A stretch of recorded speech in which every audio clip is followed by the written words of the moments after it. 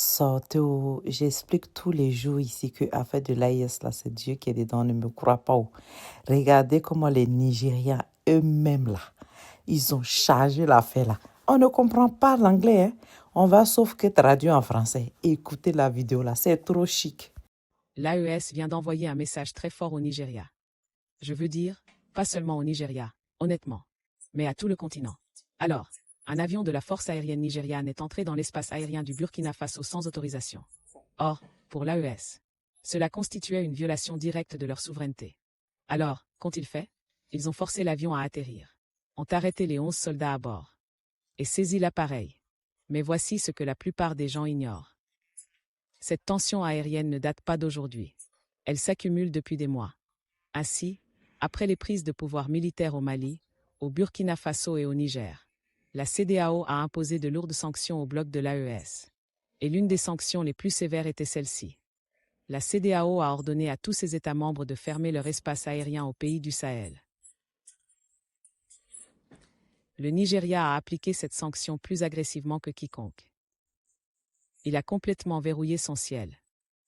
Le Nigeria a soutenu le blocus à 100%. Alors, que fait l'AES après cela? Ils ripostent. Ils ont annoncé que les appareils de la CEDEAO sont également interdits dans l'espace aérien de l'AES. Donc, si les sanctions de la CEDEAO sont toujours en vigueur, pourquoi un avion militaire nigérian survolerait-il le territoire de l'AES?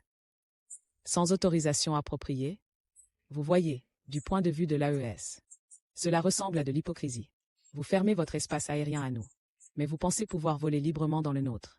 Vous savez, le Nigeria, un pays qui a été à l'avant-garde du blocus aérien de la CEDEAO, est entré dans leur espace aérien sans autorisation. Et c'est pourquoi la réaction a été si sévère. C'est pourquoi ils ont arrêté les soldats.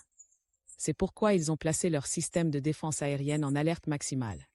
Et c'est pourquoi ils ont averti que tout appareil non autorisé pourrait être neutralisé. Donc il ne s'agit pas seulement d'un seul vol.